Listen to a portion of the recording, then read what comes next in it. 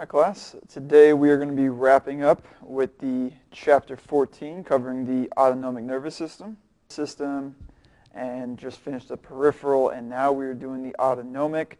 Sometimes I like to refer to this as the automatic because we really don't control this part. It all happens automatically. We're going to be talking about the two systems within the autonomic nervous system that helps that happen. So let's start real quick. Once again, autonomic nervous system, abbreviated ANS. You'll hear me. We talk about the CNS and PNS all the time. When we refer to the autonomic nervous system as ANS, that's just similar to the other two nervous systems that we've covered. So where is the ANS found? Usually we refer to it as our guts, our viscera. Okay, it's found in smooth muscle, organs in our digestive system, that kind of stuff, glands, and cardiac muscle. And what this does, similar to the other nervous systems, makes adjustments to ensure optimal support for body activities.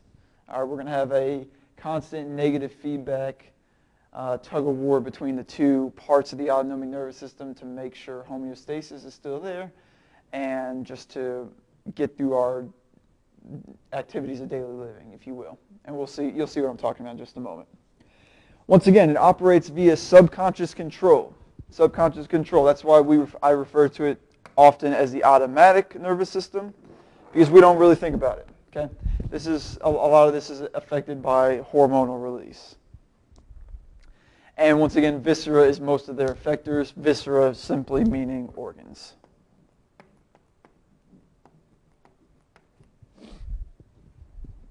So once again, we've seen this chart a couple times now. So now we're going to be studying the autonomic nervous system at the very bottom here of this pyramid, if you will. And the two divisions are the sympathetic and the parasympathetic of the autonomic nervous system. If there's one important thing that you need to take away from this lecture, from this chapter, is the differences, the characteristics between the sympathetic and the parasympathetic of the autonomic nervous system. This is the majority of what we're going to be talking about in this chapter. All right. So once again, divisions are sympathetic and parasympathetic. Your sympathetic is often referred to as your fight or flight system. Fight or flight system. Okay. This occurs during extreme situations, and not always, but the fight or flight is the extreme where we get that nickname. All right, if there's a big bear, if you're camping in the woods and there's a huge, giant grizzly bear that approaches your campground, two things your body's going to do, natural to survive, your brain is going to tell your body to do. Okay? Your brain is going to tell you to put your dukes up or grab a weapon or something and fight so the bear doesn't harm you, your family, or your brain is going to tell you to run for your life, right? Bear's going to tell you to run for your life, or the brain's going to tell you to run for your life. With the bear analogy, some people say if you stay perfectly still, it won't harm you. I don't think I've ever seen that on Discovery Channel or anything. That could be a myth. I really don't know. I doubt that I would be standing still if a big bear was right around me. I'd be running for my life or grab a weapon or something, right? Anyway, so fight or flight, we're going to be talking about how in other situations, not exactly fight or flight, life-death situations, but how other situations like embarrassment or exercise or just adrenaline rushes from just exciting events can get your sympathetic stimulated. And then the opposite, here's the big thing. Once again, the two characteristics, I need you to know, these two are pretty much polar opposites. They're polar opposites, and they're constantly going to be playing a tug-of-war game for control of the autonomic nervous system.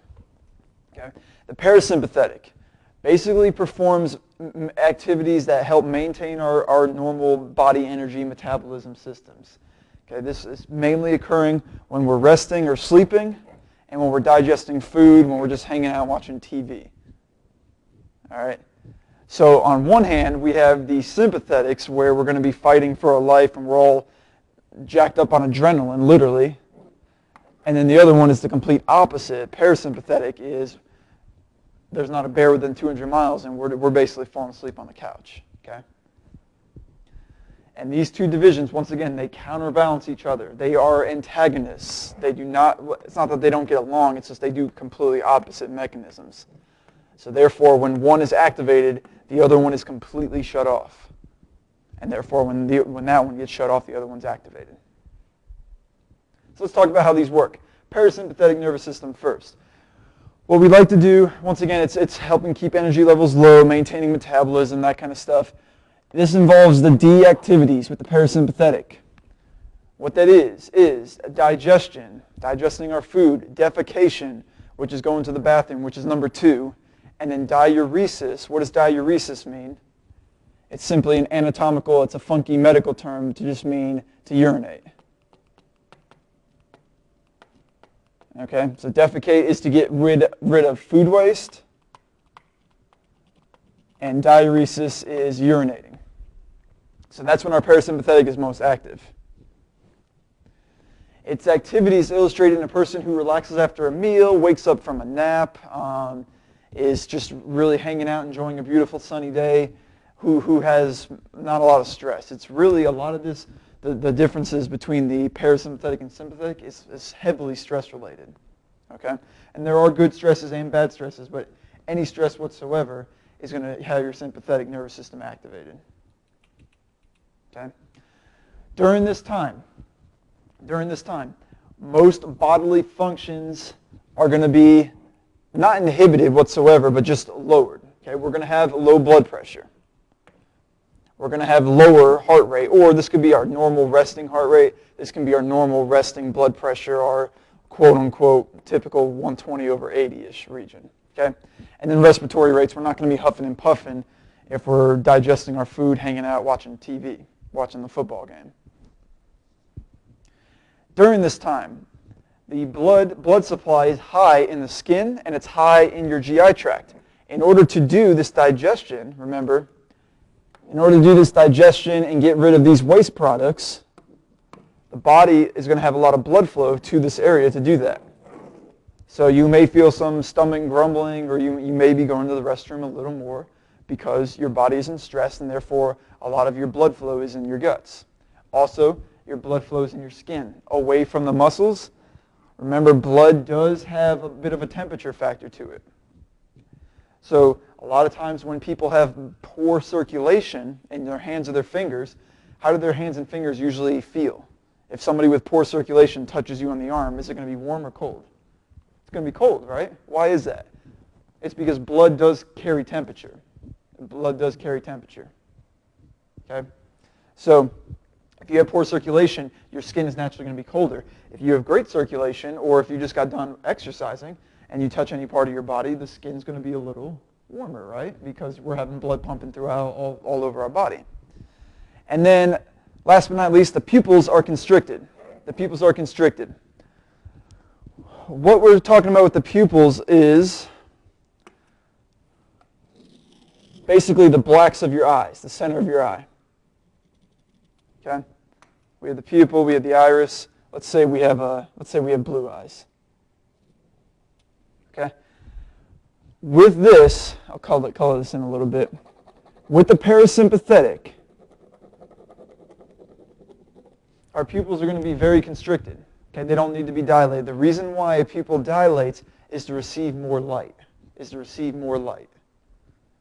Okay? So when the doctor puts those drops in your eyes, and makes your eye dilated at the optometry office, what they're trying to do is to open your eye to see more deeply inside of it, see if there's any complications or problems. Now, in what kind of situation would you need to receive more light and have better peripheral vision and quicker reaction time to danger? Okay? Would it be in a parasympathetic environment where you're sleeping, eating turkey after Thanksgiving? Or would it be where the bear's chasing you and you're running for your life? Or your best friend is stuck underneath a car and you need to lift the car up? It's going to be in the sympathetic, correct? So this is an example of a parasympathetic where we have the blue eyes and our pupils very, very constricted. In a sympathetic situation where we're doing the fight or flight, once again, right here in the middle of the page, what's going to happen is this pupil is going to dilate big time. To pretty much, if it's really serious, it can take up pretty much your whole eyeball, right? We've seen that where the whole blacks of your eyes are just really big. Okay, what's going to happen at this point is more light is going to be able to be received by that eye, that specific eye. It's going to increase peripheral vision. It's going to increase reaction time. It's going to increase input back up to the brain to help you know what to do during that fight or flight situation. Okay? So pupils are constricted with the parasympathetic nervous system. Pupils are constricted. Now, in regards to bodily functions with our activities of daily living, here, especially here with number 2, the parasympathetic nervous system is activated when we are resting, when we are relaxed, and when nothing's stressing us out. Okay? If you think about your normal morning routine, okay, and you say on a weekend per se, for like a Saturday or Sunday where you don't really have anything to do. You don't have to wake up and run to your job and get the kids ready for school and blah blah blah. So on a Saturday, Sunday, you wake up, you're relaxed, nothing really stressful on your plate right away. You're going to wake up, you're going to eat some breakfast, and then what typically happens in regards to bowel movement on those kind of days? You usually, if you have a normal operating digestive system and you're not constipated, you normally have a bowel movement, right? Okay? On a day where your alarm goes off late, or you hit the snooze button one too many times, or the kids are running late, or they're not waking up, or you have a test this morning and you didn't sleep well, what usually happens in regards to your normal bowel movements on that day? Sometimes they don't occur, right? It doesn't happen. What happens is stress. Let me clear all this out because it looks like I did way too much activity. There we go. Okay. What happens is stress is going to inhibit or lower this parasympathetic nervous system. Stress is going to lower the parasympathetic. So what happens is stress is going to shut this off. Blood flow is going to leave the digestive organs, and it's going to go to our skeletal muscle. It's going to leave our skin and go to our skeletal muscle. Okay? So therefore, the skin's actually going to become colder. Pupils, as we saw, are going to get bigger. They're going to dilate. So what happens is if we're having a stressful morning or a stressful time, we have to give a speech, and we don't feel comfortable public speaking, or we have a big test that day, or we just had a bad dream or something, or we're just stressed. We're just a stressed person. We have a lot on our plate. Okay, your typical parasympathetic is going to be overridden, and you're going to not go to the restroom as much. Okay. Also, what happens with stress? What happens with stress in regards to this? Chronically stressed people are going to have high blood pressure, right? Their heart might be a little more racier. They might breathe a little faster. Their metabolism is going to be going a little faster because of the stress. Okay? So see this relationship. See how they're completely opposite. See how stress and other factors can play into this antagonistic tug-of-war relationship. So that's the parasympathetic nervous system. Let's talk about the sympathetic, the fight-or-flight system. The parasympathetic involve these D's, digestion, defecation, diuresis. The fight-or-flight system involves E's. This is an easy way to remember them, just in case you get them mixed up. So what happens is, with the E's, sympathetic is activated during, in the fight-or-flight situation, it's going to be during this type of deal. That's when we say fight or flight. But it's also stimulated by exercise. Okay? It's stimulated by excitement and also embarrassment. All E's. So these are all four of these E's right here can increase your stress levels. Once again, stress is good. Okay, some stress can be good, like exercise, right? This is a good stress. If you lift a weight, that's putting stress on your muscles, stress on your tendons, your ligaments, that whole joint. Okay, is that a good thing or a bad thing? Well, it's only a bad thing if you have really bad form, or you're going too heavy, or you're overdoing it. Otherwise, it is a stress on the body, but your body works with that stress. Remember Wolff's Law from chapter 6, and your body uses it for good. It ends up making your body stronger. Okay, so there is good stress and bad stress. But typically the sympathetic is activated with bad stress. If you think about it, you're not really going to be going to the bathroom too much. If you're in the middle of a basketball game or a football game and there's a lot of people watching you, You're not really going to be thinking, very oftenly, you're not going to have, bowel problems. You're not going to be wanting to go to the bathroom. Basically what happens is blood leaves those organs. It actually is reduced and leaves those organs, and it goes to the muscles. It goes to the muscles so you can jump and shoot and juke and run and spin and do whatever sport you're doing in order to optimally do that. Excitement.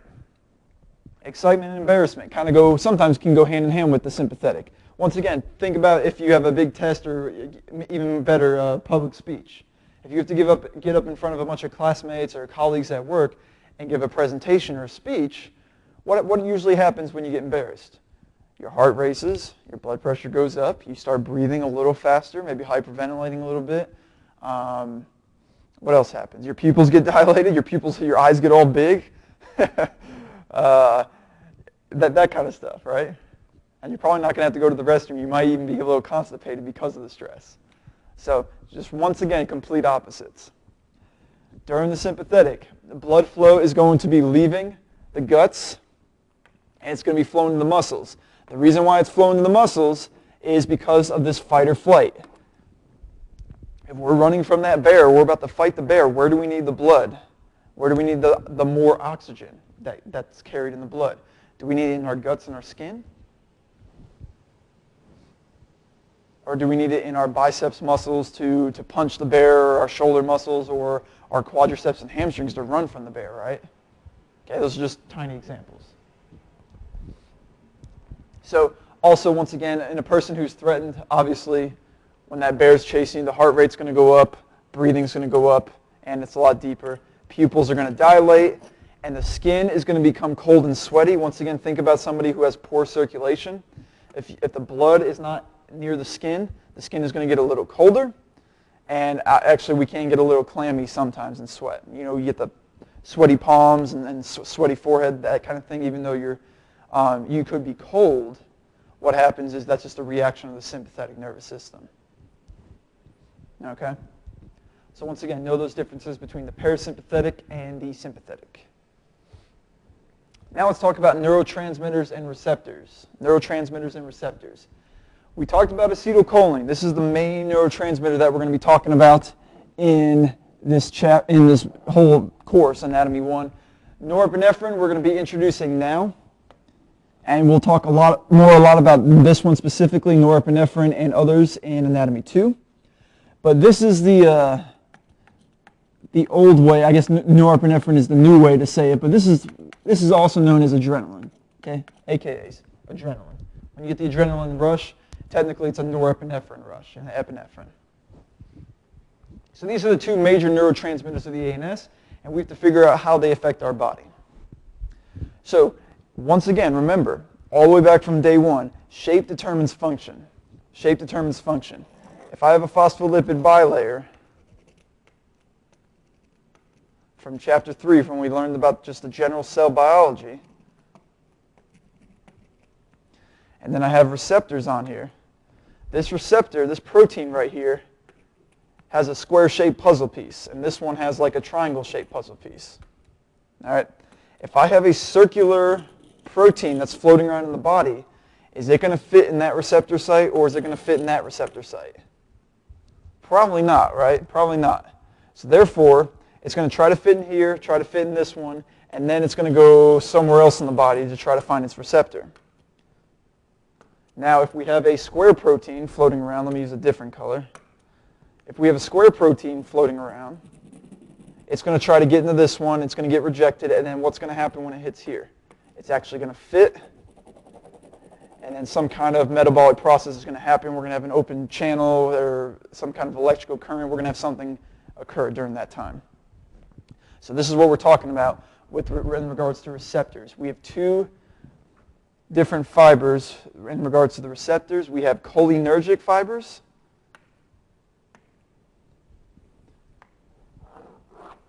In regards to acetylcholine receptors. So you see acetylcholine, this is where we get, let me spell this out real quick for you. It's spelled right here, I'm sorry. Acetylcholine. We get the cholinergic from this last part of the word, acetylcholine. So any kind of cholinergic fiber, cholinergic receptor Has to deal with acetylcholine, obviously. And then we have an adrenergic fiber, adrenergic receptors, and this has to deal with that norepinephrine. Remember the old term, or still to this day, still called this adrenaline. We get the adrenergic root from this adrenaline root right there. Okay, very important. Last bullet. Neurotransmitters, such as acetylcholine and norepinephrine, they can be excitatory or they can be inhibitory. And it depends on the receptor type. Once again, if I draw the cell and we have the different receptors, we have a triangle, we have a square, and we have like a circular receptor. These are just examples, okay? Depending on the receptor type and what's binding to it, then it can be either stimulatory or inhibitory. And real quick, this is just I just want to show you for 1 second. Remember we talked about in that chart, we had the CNS and the PNS in regards to the cell bodies and the axons.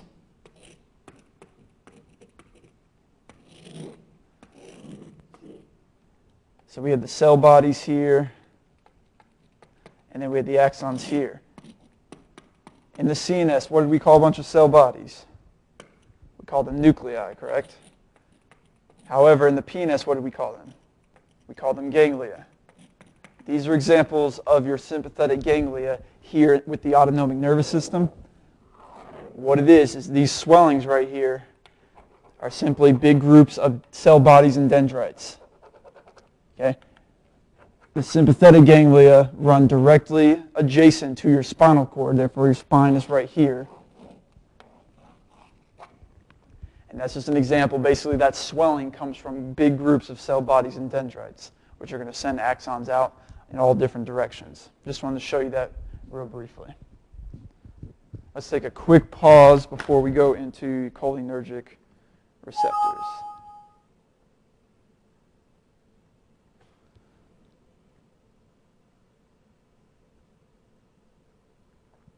Okay, sorry for the delay. On accident. So let's bring this down here, and we'll talk about cholinergic receptors. There are two types that we're going to be covering. One is nicotinic, and the other one is muscarinic.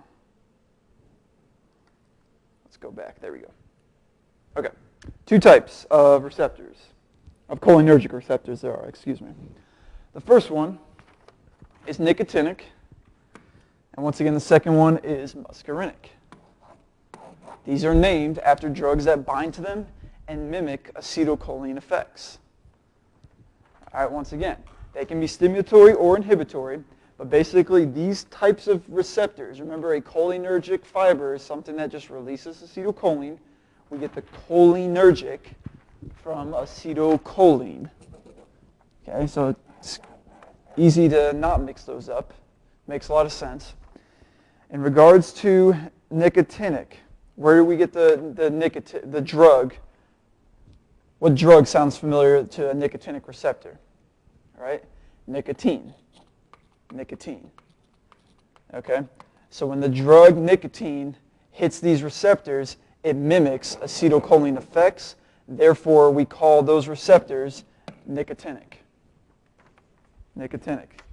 Muscarinic receptors can be activated by the mushroom poison muscarine. All right? It's the same thing. Muscarine is, I believe it's spelled, I got to double check that. I believe it's spelled like that. Basically, when folks get into trouble with drugs and when they do mushrooms or when they do shrooms, is what we're talking about. Okay. Once again, it can be either. Let me skip ahead just 2 seconds. It can be stimulatory, such as the nicotinic, or it could be stimulatory and inhibitory of the muscarinic. Okay, we'll go back to that. But if you ever heard horror stories of people doing drugs, where sometimes their reticular formation and their brain can get overridden to where they have the tripping, the quote-unquote tripping, where they hallucinate and have all these different fantasies and fascinations and all this stuff, right? And then other times, depending on the shroom you take or if you're mixing alcohol or what's in your stomach, other times you take shrooms or you take some kind of drug and you just become a zombie, right? You just become part of the couch and you don't move for the whole rest of the night. Okay? Don't try it at home. It's just an example of drugs can sometimes be stimulatory and make you see crazy things and act nuts and do silly things and run all over town or whatever they do. And then, or they can be inhibitory to where basically the whole body's shutting down and you're not moving for the night. Okay? And you'd see that in the movies and stuff. Anyway, let's move on to nicotinic receptors. Where these are found on the motor end plates. Motor end plates, where the neuromuscular junction, okay, where the nerve almost touches the muscle and forms that neuromuscular junction. All ganglionic neurons of both sympathetic and parasympathetic, so it's found pretty much all over. And it's also found in the hormone-producing cells of the adrenal medulla. You'll learn more about that in anatomy too. But here's the main point. With nicotinic, the effect of acetylcholine binding to a nicotinic receptor is always stimulatory. It is always stimulatory. We are always going to have stimulatory effects in regards to a nicotinic receptor. Let's move on to the next slide. With muscarinic, it's going to be stimulatory or inhibitory. And this is going to depend on the receptor type. So once again, the whole example with the shrooms, you can have a very, I don't want to call it a positive reaction to the drug. I don't think any reaction to a drug is positive, but you can have a very stimulatory where you hallucinate and have a good time with the partying stuff, or you can have a very bad case with where you just become like a zombie.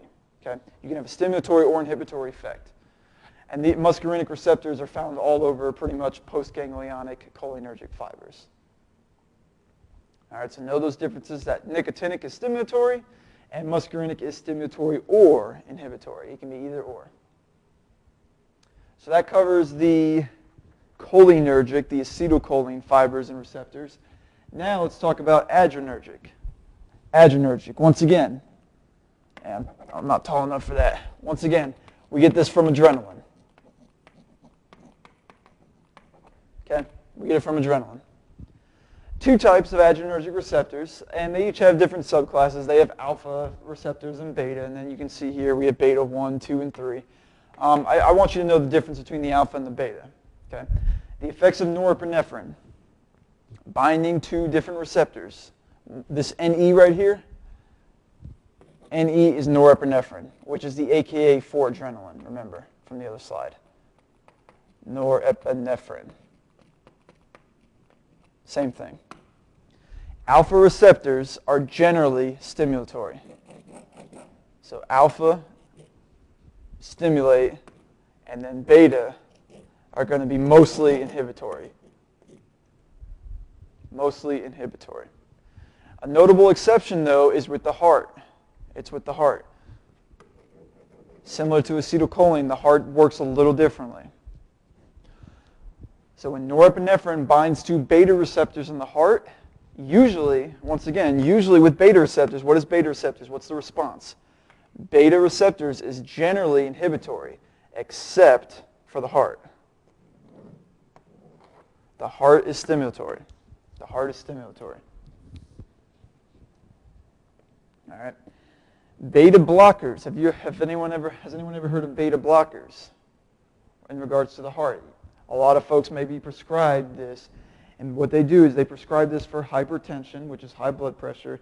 They give it for patients with abnormal heart rhythms, heart attack prevention sometimes. If you have a high risk, say you have high cholesterol, or they know you have a blockage, or just live a very, very high stressful life, they can prescribe a beta blocker just to help prevent a heart attack. And also just folks with anxiety attacks as well, which can be stimulated by an increased heart rate. Okay? So what a beta blocker does, if the beta receptors stimulate the heart, what is a beta blocker going to do? Beta blocker, excuse me. A beta blocker is going to make this no longer stimulatory, and it's going to inhibit it to slow down the heart rate and hopefully lower some of that high blood pressure, which is seen in a lot of those heart attack and arrhythmias and heart problems. Usually any kind of heart problem, you're going to have a high blood pressure, high heart rate. Okay? So that's just an example, notable exception.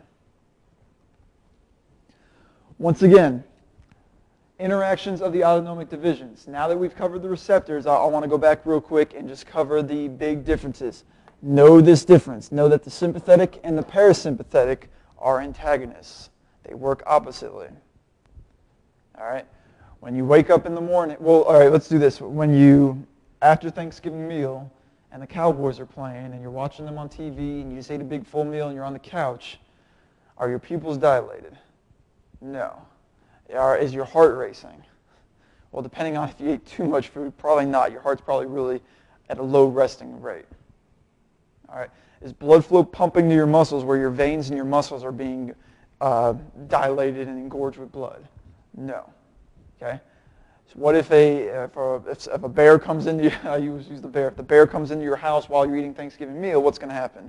Everything's going to be shut off. The parasympathetic is going to be shut off, and the sympathetic, the fight or flight system, is going to occur. So these occur at antagonistic opposite times. Once again, sympathetic fibers are mainly going to increase all muscular activity, where basically increased heart rate means we're going to get more blood flow to the muscle. Increased respiration rate means we're going to be getting more oxygen through the blood to the muscle.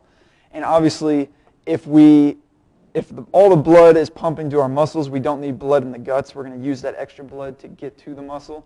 Therefore, it's going to inhibit digestion and elimination. For the most part, we're not going to be having to use the restroom when we're fighting for our life.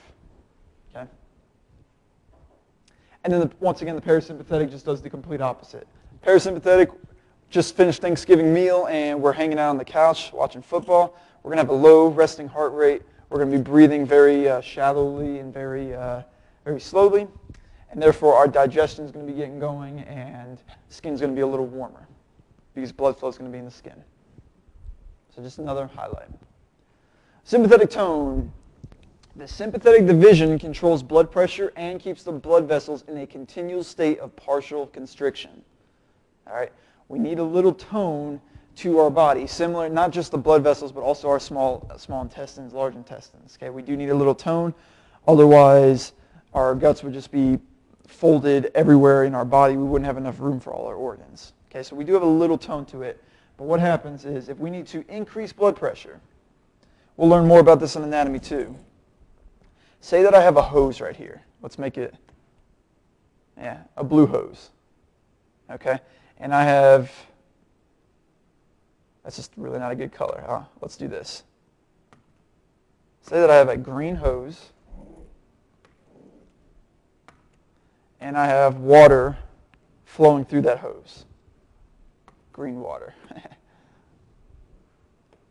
I have water flowing through that hose. All right. If you want to increase the pressure, say that when you're washing your car and you want to increase the pressure, what do you do to the hose when you're washing your car? You squeeze down on it, right? You squeeze down on it. So right now, let's just say we have a pressure of 20. And we'll learn about the units of pressure in anatomy too. Say whatever that means to you. Now, if I do this, if I erase this top part of the hose and then squeeze down on it to make it a little tighter, what's that going to do to the pressure? It's going to raise it, right? So now, say instead of 20, let's say we double the pressure. We have 40. Okay? And as soon as we want to let go of that pressure, we let go of squeezing the hose, and then we're going to be back to normal. Another way to lower the pressure is we can make the tube wider, or we can lower the amount of fluid, water flowing through the tube. So what the body does in regards to blood vessel tone is, if we need to raise blood pressure, say that our blood pressure is too low, and this is just a constant negative feedback, our body's always trying to get our blood pressure at a normal homeostatic level. If I have blood inside of the blood vessel, and we need to increase blood pressure, what's going to happen is it's going to constrict. Okay, the blood vessel is going to get smaller. So therefore, there's less room for that blood to travel. The blood pressure is going to get bigger. If the blood vessels, if we have high blood pressure and we need to lower it a little bit, what's going to happen is the sympathetic is going to tell the blood vessel right here, hey, we need a little more space. Let's decrease the pressure. So what we're going to do is we're going to basically, we're going to increase the tube, if you will, and therefore we're going to decrease the pressure, more blood flow to the area, or more space for the blood to flow. A good way to think about it is when you exercise, right? When you're exercising and you're pumping blood, you're pumping the muscle, okay? Your blood pressure is naturally going to rise a little bit because you're constricting those veins. Those muscles are squeezing on your arteries and veins. And also, we want more blood getting to that area. So basically what we're going to do is we're going to increase blood pressure, which is going to increase our stroke volume. We'll learn about in anatomy too. Increase your heart rate, more oxygen to the muscle tissue. But pretty much all I want you to know here is the sympathetic system affects your blood vessels, whether it wants to make it bigger in dilation or constriction, and this has to do with blood pressure. And once again, the parasympathetic, it does the opposite. It's going to slow down the heart rate. Okay? Blood pressure is going to be a little slower. This helps dictate activity levels of the digestive and urinary systems. During times of stress, what's going to happen? Are you going to be chill and relaxed? Or is your heart rate, your respiration rate, and your pupils going to dilate? Okay? The sympathetic usually unless you're really, really good at stress management, sympathetic is going to win in a stressful environment. Sympathetic always wins in a stressful environment.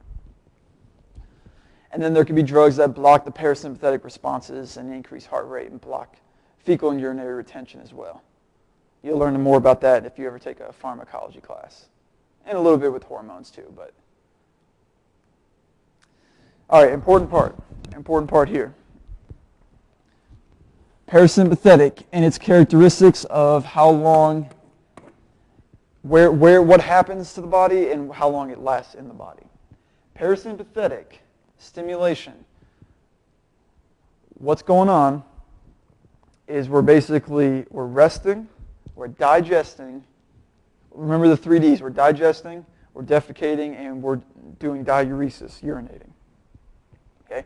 Where is most of the blood flow? Where is all that activity, that parasympathetic activity happening? Okay? It's happening in our guts. If I draw a person,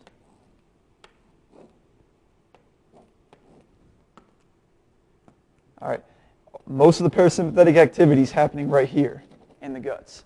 So, therefore, it is highly localized. It's pretty localized. It's specific. The parasympathetic is very specific to this gut torso region. It also affects our heart rate in our lungs. It affects the pupils just a little bit, but mainly it affects this region right there. Okay? This is very short-lived.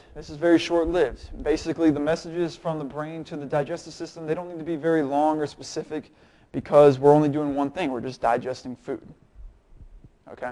The sympathetic, once again, complete opposite. Everything regarding the sympathetic and the parasympathetic are always going to be opposite. So because the parasympathetic, I'll draw a new guy down here. Because the parasympathetic is short-lived, what do you think the sympathetic is going to be? Long-lasting, right?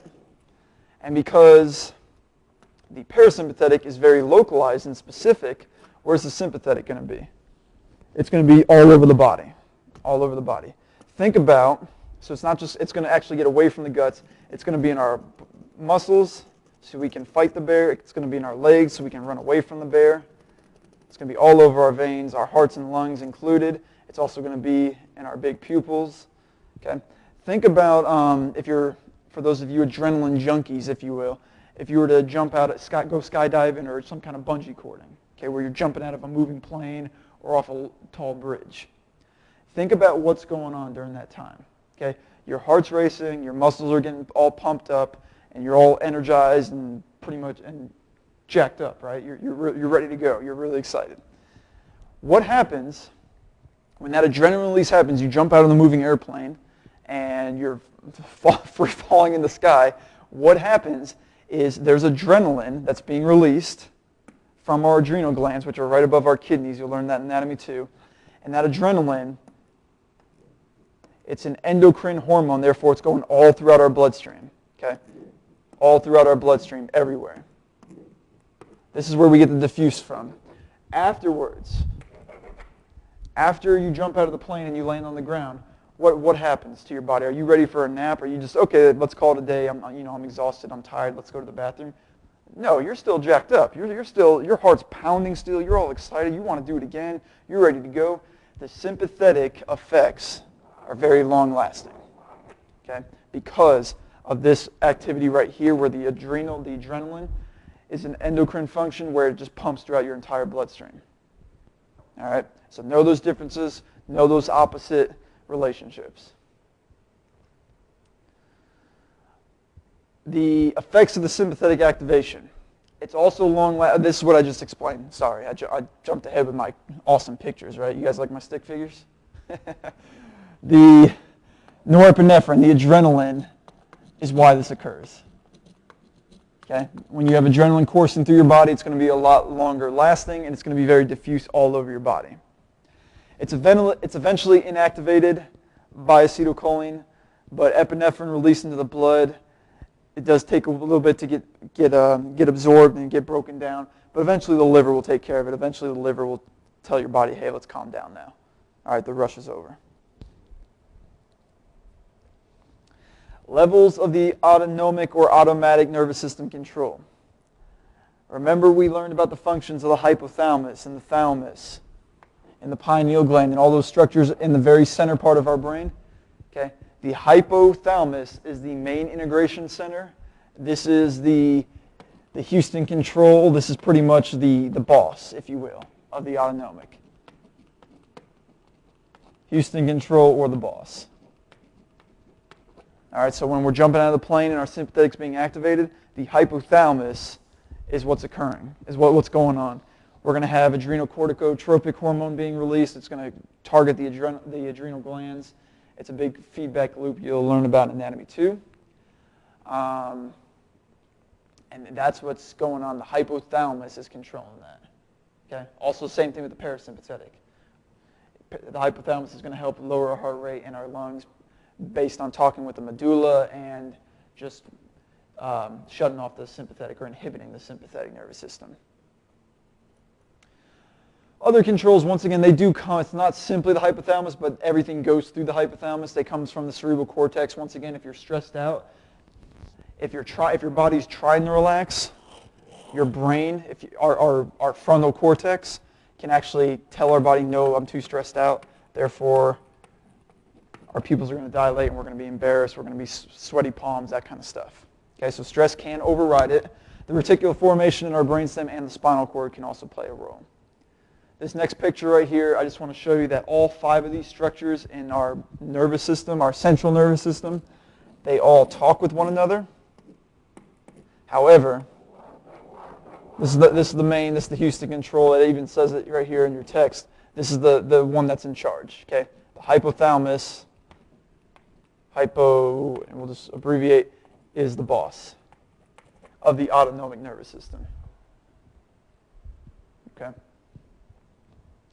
And once again, this is just a recap from Chapter 12. What the hypothalamus does, helps with heart activity, decrease heart rate and blood pressure along while talking with the brain stem. Okay, the brain stem is where those cardiovascular and the respiratory centers are located, but the hypothalamus has an influence, has a role in it.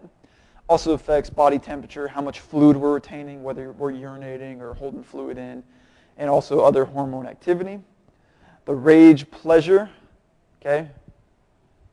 The rage, this could be the fight or flight right here. So if the hypothalamus is the boss or the control center when the sympathetic's activated, that can play a role. Pleasure, biological drive such as hunger, thirst, and sex. And then the reactions, obviously, to fear, along with the rage for the fight or flight. Okay, so the hypothalamus is in control of the autonomic nervous system.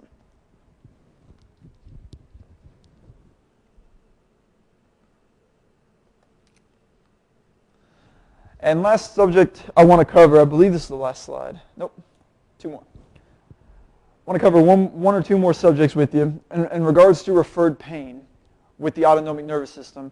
the fibers aren't always, all the fibers in one organ don't go to just that one region. Sometimes the nerve fibers can actually travel. Okay, the afferent and efferent pathways are different.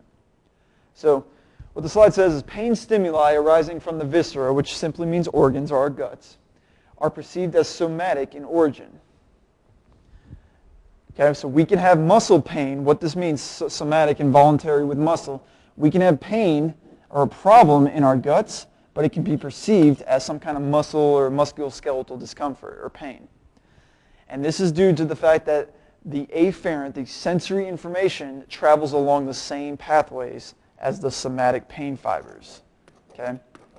So these can be activated.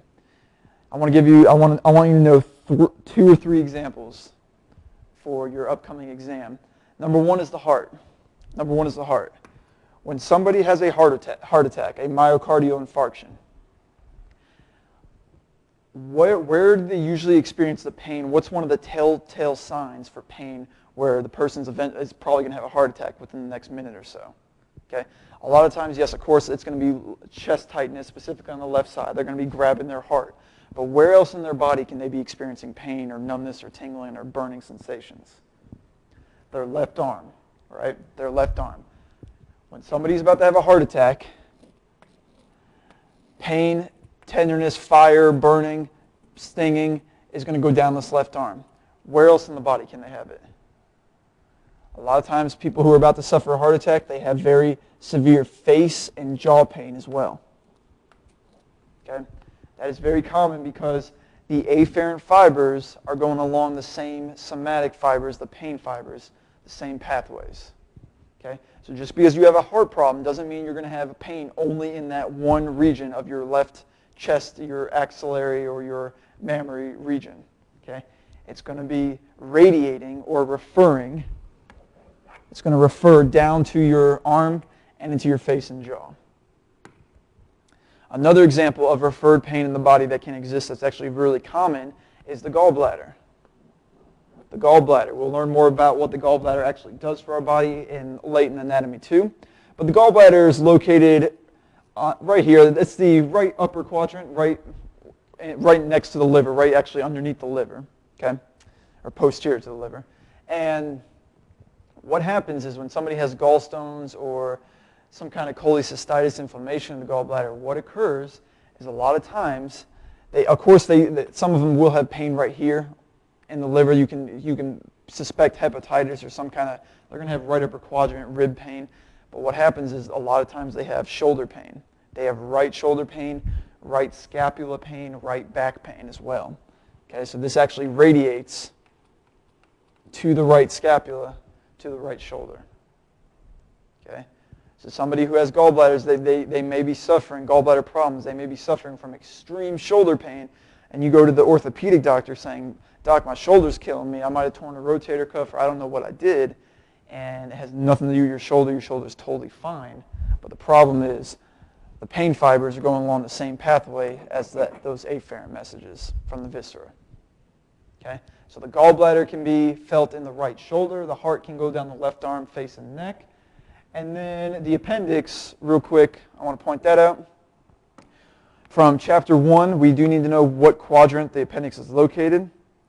If somebody comes in with left lower quadrant pain, that is completely different symptoms and possible diagnoses, completely different compared to right lower quadrant pain. The right lower quadrant pain is where the appendix is located. The appendix is just this little structure right here in the large intestine that branches off from the cecum, but a lot of times they can refer to groin, pubic, and possibly near that gallbladder region. It can refer a little more diffusely from that small appendix. The appendix is a very small part of the large intestine, but it can radiate down to the center part. A lot of times the way they diagnose it is the doctor will actually point or poke you right in this location, and if this causes severe extreme pain, more than likely it is an appendix problem, appendicitis. Okay? So know those 3 examples. And you can see the chart. The chart's pretty cool how some of them, those are the main ones. That's what you're going to see in clinic, where appendix, this is kind of a 911 situation. You're going to have fever or vomiting. You're going to have all sorts of symptoms. You'll know when you possibly need your appendix taken out. a gallbladder. If it gets bad enough, it could be 911. And of course, this is always very important, 911. So I want you to know those three examples, okay, of referred pain. And then last but not least, developmental aspects of the autonomic nervous system. During youth, the ANS can be impaired, usually due to injury. In old age, basically everything starts breaking down in age. We talked about that. Our bones basically lose its full 100% density, its strength. Okay, our muscles start to break down. We have less testosterone, less estrogen. Our skin begins to break down. That's just part of life. Okay, that's just homeostasis. It's your body breaking down. That's just normal. So obviously, if everything else is breaking down, what else is going to break down? Your ANS is going to decrease a little bit. Okay, if your ANS decreases, a lot of symptoms of that is you can have constipation, which is decreased digestion motility. Basically, your parasympathetic isn't working as well, therefore you're not going to be going to the bathroom as well. We can have dry eyes a lot of times, and we can also have the diagnosis of dry eyes can also mean that you tear very easily. It depends on the diagnosis. And then last but not least, we have orthostatic hypotension. And this occurs basically when the sympathetic vasoconstriction and dilation, remember those blood vessels? Okay. We have a blood vessel right here. If I want to increase the pressure, we're going to make this a tighter tube.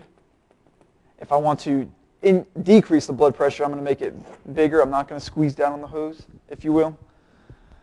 With orthostatic hypotension, is basically when you're lying down or when you're sitting down, and then you stand up very quickly, your sympathetic nervous system can't respond quick enough to where basically you don't get enough blood flow to your brain, and it causes that fainting or that really, really dizzy, woozy feeling as soon as you stand up. Okay, and this can happen to anybody. This happens to my wife and myself sometimes. If you're lying down for a long period of time, you stand up too quickly, you may just get a little lightheaded. Okay, as we get older with the ANS, it's called orthostatic hypotension. It just becomes more common, where when older folks stand up, it's not good for them to just start running or going down the stairs. It's good for them to just stand still for about 5 to 10 seconds, let their body get normalized, and then they can do their activity. Okay. So hypotension meaning low blood pressure. Orthostatic is just depending on the position where they're sitting. Usually what happens is the lightheadedness, fatigue, fainting feeling occurs as they stand up from a resting position. All right, class, you did a great job. Study those differences between the parasympathetic and the sympathetic, and you will be good to go.